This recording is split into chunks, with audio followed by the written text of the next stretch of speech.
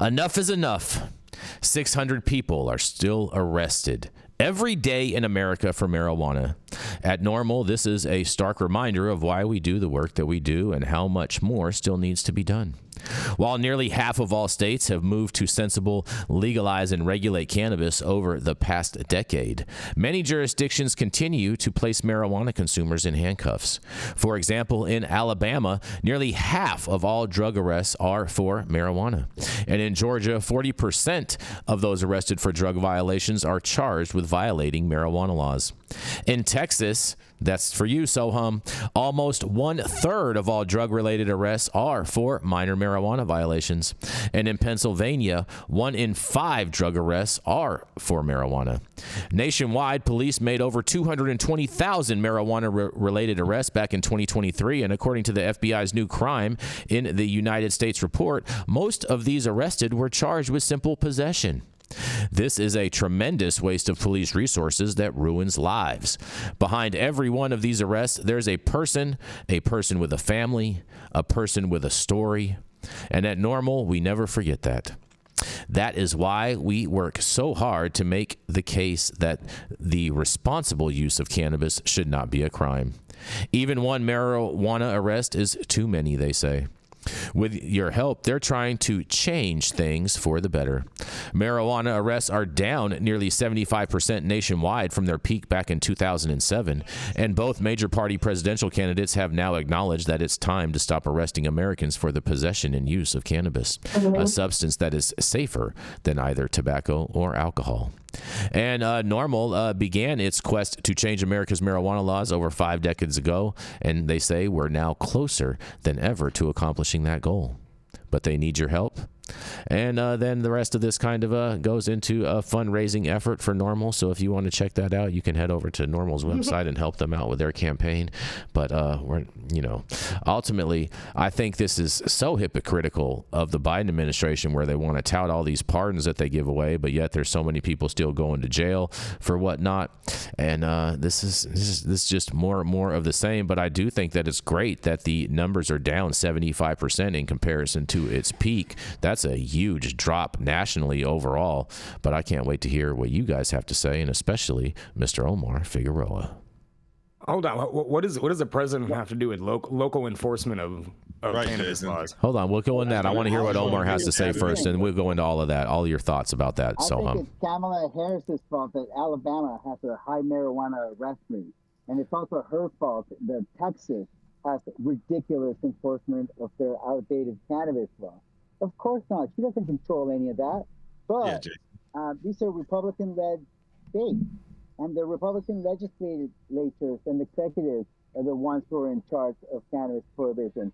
It's a total waste of taxpayer dollars when we have untested rape kits to be prosecuting any type of cannabis offense. You know, we have to prioritize the actual crime and not go after these victimless crimes. And I am just appalled that our federal tax dollars are still wasted on funding states and their law enforcement regimes that arrest and prosecute cannabis offenders. You know why the cops like it? Because it's low-hanging fruit. They know that cannabis offenders are peaceful.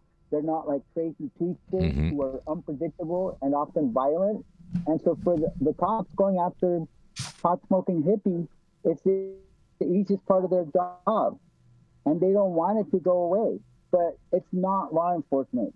It's moral prohibition. And if we go back to why cannabis prohibition started in the first place, they had xenophobic roots. It was a way for the alcohol prohibition cops, when alcohol was legalized, they needed a new drug to demonize. And so they came up with this word that sounded very foreign at the time, marijuana, but it was a medicine that was part of the American pharmacopoeia, and it was known as cannabis. They had to come up with a foreign word to try to demonize this medicine that had been part of American medicine for many years. And so my point with all this is that these cannabis arrests are unconscionable, and it shows that we are not there yet. None of us are free until all of us are free. Thanks. Absolutely. Well said, To your Omar. point Well said. about Republican governments, Texas is actually a great example of that, right? Because our governor, our lieutenant governor, our state legislature are all Republican controlled. But if you go to local places, like for example, Travis County, we have decriminalized possession, I believe, up to 8 ounces or up to 4 ounces. Anything under an ounce, you're not even going to get talked to. People smoke on the street in downtown, and it's not just Austin. Harris County has effectively decriminalized it, stopped prosecuting cases for simple possession. Dallas has a decriminalization initiative on the ballot this year. So there is progress happening, but we need Greg Abbott and Dan Patrick to fuck off until we really want meaningful change at a state level here. And that's the same story that exists in a lot lot of more conservative states. It's really more Dan Patrick, just so you know. I know you. It is. He's the one. Greg Abbott in there. They have.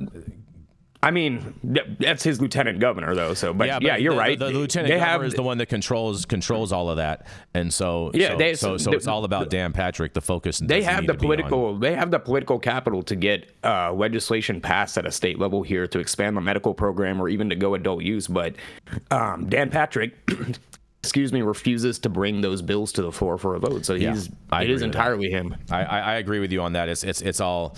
But Abbott doesn't get a pass just because Dan Patrick is running that shit. Abbott gets all the passes. I just want to give you guys all a pass because I really thought that I was going to have to like take my heels off and start one by one pulling y'all off of Jason Beck because this started out with y'all just stockpiling on Dan. I know. Tell me, they're even on the chat on me. Even Yarrow's in the chat trying to get on me. It's crazy.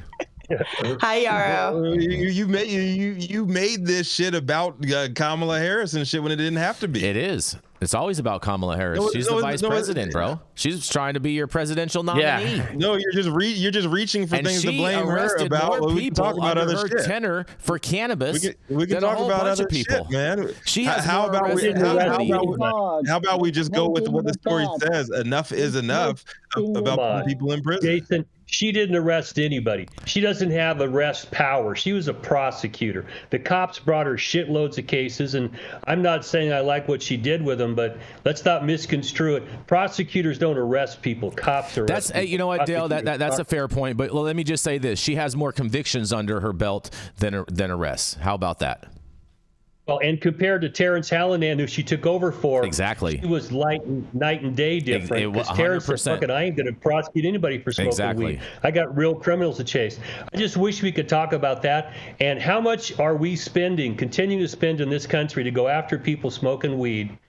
We here in California kind of get, complacent about this because you can smoke weed here, we can buy it, it's everywhere. In places where you can't, it is not safe. And we can't get complacent because we're, in a better place here. The South is bad. There are places in like Idaho's bad. Mm-hmm. There are other places where you get caught with weed there, you're going to spend a lot of time. And I'd like to start the narrative off. How much do we continue to spend on prohibition of marijuana? Let's talk about that and justify that. Mm-hmm. Fair enough. We spend a lot of wasted money on all of this. That is facts, Dale. I totally agree with you on that. We spend a lot of wasted time, like on the show, trying to pin shit everything that goes wrong in the country on Kamala Harris. No, we don't. Can we agree on that too? No, we don't. We do. No, we don't. Oh boy, that's not true at all. I blame a lot of other things on other people. Lots of other things. It all comes back to Obamacare or Kamala Harris. I do. I blame the success of the economy on Donald Trump, and I can't wait till he's back as our president. Oh yeah, but when it crashes, did he win the election in 2020 or not? Did he win? Yeah. Did he win? Simple. It's a very simple question. You guys are funny. You guys Did you say, guys know the answer. Again? The answer is he got his ass kicked. I don't know if I buy that. I don't know if I buy that. Well, I don't know about Omar's experience. On. I've lost some cases and trials in front of juries and judges. I've never lost the same case 62 times. So we do have some finality in this country, and the court systems bring finality. When I lost the case, we never liked it, but you had to accept it. And 62-0 is not a good record. So I agree with you. I'm excited to see with this one. I don't know why you guys are focusing on the past so much. Oh my God. That sounds like Vance, because you don't want to deal with what the fuck he did. I don't know. That's the problem. I'm not buying all the rhetoric. Jason, but it's you don't want to focus on the past, but you champion a man whose campaign. I'm focusing on the future, and I can't wait. I can't wait to have gas at like you know what I'm saying, like $3.